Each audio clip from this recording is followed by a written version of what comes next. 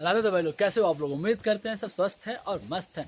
आप सभी का एक बार फिर से हमारे यूट्यूब चैनल अभी ब्लॉग्स ऑफिशियल में हार्दिक स्वागत है। दोस्तों अभी हमें बद्रीनाथ में हमने चारों धाम अपना कंप्लीट करने के बाद रिटर्न हो रहे थे, तो सोचा क्यों ना आपको इंडिया का प्रथम विलेज, जो फर्स्ट विलेज है माना गाँव, क्यों ना दिखाएं। तो चलिए दिखाते हैं आपको माना गाँव।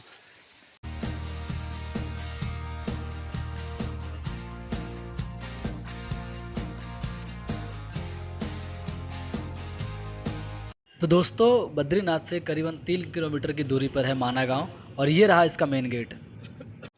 तो दोस्तों ये है यहाँ का पार्किंग लॉट, जिसके लिए आपको 50 रुपये चार्ज देना पड़ता है, टैक्सी या कार का पार्किंग का। और यहाँ से हम करीबन 1 किलोमीटर का ट्रैकिंग या वॉकिंग डिस्टेंस आपको 1 किलोमीटर का है, तब जाके पहुँचेंगे माना गाँव। दोस्तों पार्किंग से केवल 300 मीटर का ही डिस्टेंस है, जहाँ से आपको माना गाँव का जो पूरा विलेज एरिया है वो आप देख पाओगे।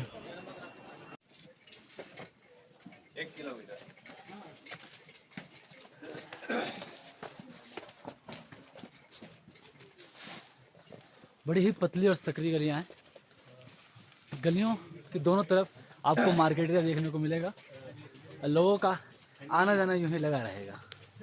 तो दोस्तों एक टाइम पे ये माना गांव लास्ट विलेज कहलाता था, इंडिया का लास्ट विलेज। पर अभी ये भारत का प्रथम गांव, मतलब फर्स्ट विलेज कहलाता है। शायद यही भारत होने का एक नया आगाज़ है, एक नई शुरुआत है।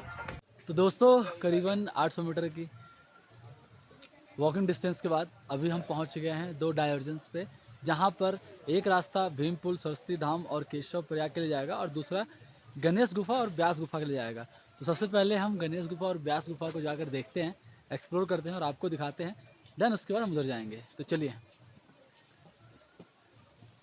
तो दोस्तों अभी पहुँच गए हैं श्री गणेश गुफा, जहाँ पर 18 जो पुराण लिखे गए थे वो यहीं पर लिखे गए थे, और महाभारत का भी कंपोज यहीं हुआ था। यह है श्री गणेश गुफा।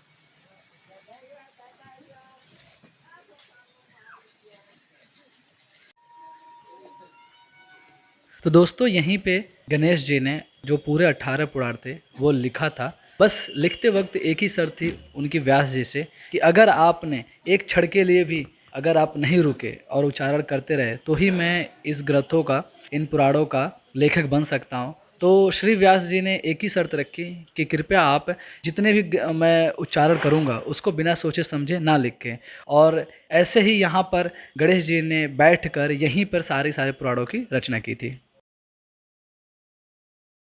तो दोस्तों श्री गणेश गुफा के दर्शन करने के बाद अभी हम आ चुके हैं श्री वेद व्यास गुफा, जहाँ पर सारे ग्रंथों का उच्चारण श्री वेद व्यास जी ने यहीं पे बैठ के किया होता, और श्री गणेश गुफा से गणेश जी ने वहाँ पर सुन के लिखा था। दोस्तों ये वही जगह है जहाँ पर वेदों को 4 भागों में डिवाइड किया था। फिर जो 18वां पुराण था श्रीमद् भागवत महापुराण, उसकी रचना की थी व्यास जी ने। और ये जो गुफा है करीबन 5330 साल पुरानी गुफा है। तो दोस्तों ये जो गुफा है ये व्यास गुफा है, और यहाँ से महर्षि व्यास जी उच्चारण करते थे ग्रंथों का, पुराणों का। और जो गणेश गुफा थी वहाँ पे गणेश जी उसे लिखते थे। ये जो आपको व्यास पोथी दिख रही है ये पहले बेलपत्र की पूरी पोथी थी। जैसे ही कलयुग आया बेलपत्र था वो पत्थर में बदल गया, और यहाँ से जब वो उन्होंने पूरा उच्चारण किया और जब गणेश जी ने लिख लिया, उसके बाद से उन्हें संतुष्टि नहीं हुई, तो पुनः उन्होंने 18वां जो पुराण था श्रीमद् भागवत, वो व्यास जी ने स्वयं अपने हाथों से यहाँ पे लिखा था। तब से इसका नाम व्यास पोथी और ये व्यास गुफा है। और सामने जो सबसे पहले हमने दिखाया था वो था गणेश गुफा, जहाँ पे गणेश जी ने 18 पुराण और महाभारत की रचना की थी, लिखी थी व्यास जी के बोलने पे।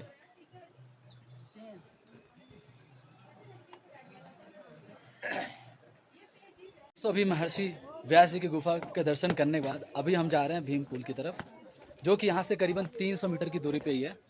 और फिर वैसा ही है कि पतली पतली रास्ते हैं, पतली गलियाँ हैं, सकरी गलियाँ हैं, छोटी छोटी गलियों के बीच से निकलना पड़ रहा है। बट दृश्य कमाल का है, यहाँ का गांव वाली फीलिंग आ रही है, ऐसा लग रहा है कभी भी हम लोग गांव में ही घूम रहे हैं। मुश्किल से 2 लोग एक साथ निकल सकते हैं बस, इतनी पतली गलियां हैं। और यहाँ का जो व्यू है कुछ इस प्रकार है। यहाँ से जो बॉर्डर है इंडो और चाइना का बॉर्डर, वो करीबन 45 मीटर की दूरी पे ही है। दोस्तों एक बात और कि यहाँ की जो गलियों की जो दीवारें हैं घरों की, उन दीवारों पे बड़े ही खूबसूरत तरीके से पेंटिंग की गई हुई है और अलग अलग सीन्स को, महाभारत के सीन्स को और रामायण के सीन को बड़े ही प्यारे तरीके से दिखाने की कोशिश की गई है, उतारने की कोशिश की गई है। ये देखिए आप। तो दोस्तों अभी हम पहुंच चुके हैं भीम पुल के पास और ये इकलौती जगह है जहां पर आपको सस्ती नदी का देखने का सौभाग्य मिलता है, क्योंकि ये यहीं पे निकलती हैं और यहीं पे ही पाताल लोक में चली जाती हैं।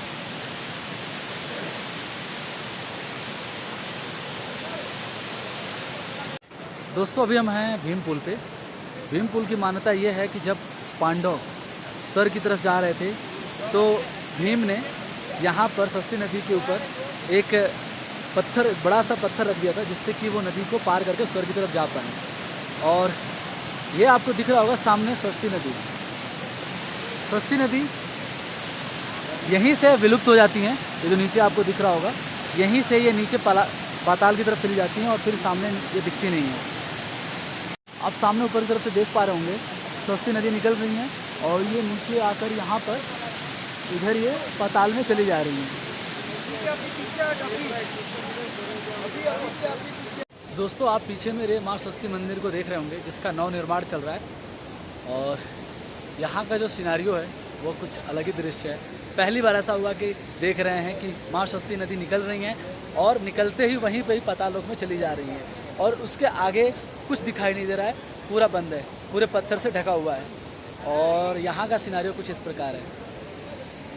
दोस्तों यहाँ पर एक दुकान है जहाँ पर माँ सस्ती नदी का जो जल है वो यहाँ पे ये बेचते हैं और यहाँ पर एक बॉटल पे इन्होंने बड़े ही खूबसूरत सा नक्शा पूरा बना रखा हुआ है जहाँ पर विलेज, फर्स्ट विलेज इन माना से लेकर नीचे बद्रीनाथ तक का सारा रूट बड़े ही अच्छे तरीके से दिखा रखा है।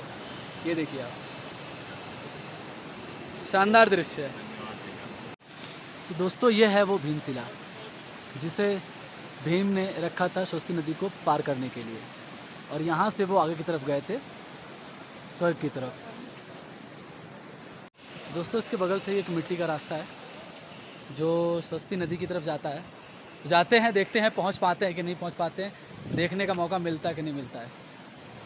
बाकी जितने लोगों ने सस्ती नदी का जल भर के जो ये बेच रहे हैं अर्पण करने के लिए, वो लोग इसी रास्ते से लेकर आते हैं। तो हम भी इस रास्ते से जाने की कोशिश करते हैं और देखते हैं कि देख पाते हैं कि नहीं देख पाते हैं इसको।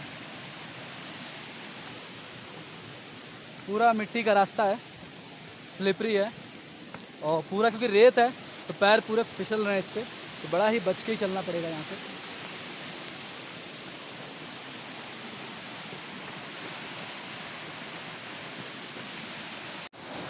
दोस्तों रास्ता कुछ इस प्रकार है, ऐसे झाड़ियों में से जाना पड़ रहा है। आपको रास्ता दिख रहा होगा, पूरा कांटेदार रास्ता है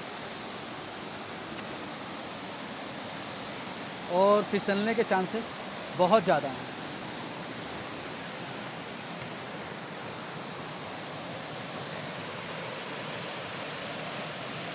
दोस्तों अभी मैं नीचे आ चुका हूँ और नीचे आपको सस्ती नदी दिख रही होंगी, यहाँ से वो बहती हैं, आगे की तरफ जाती हैं और ये मेरे पीछे करीबन 500 मीटर की दूरी पर जाकर और यहाँ से ही सस्ती नदी आगे दिखाई नहीं देती हैं और आप सस्ती नदी का पानी दे सकते हो, एकदम साफ, एकदम क्रिस्टल क्लियर, पूरा साफ पानी है।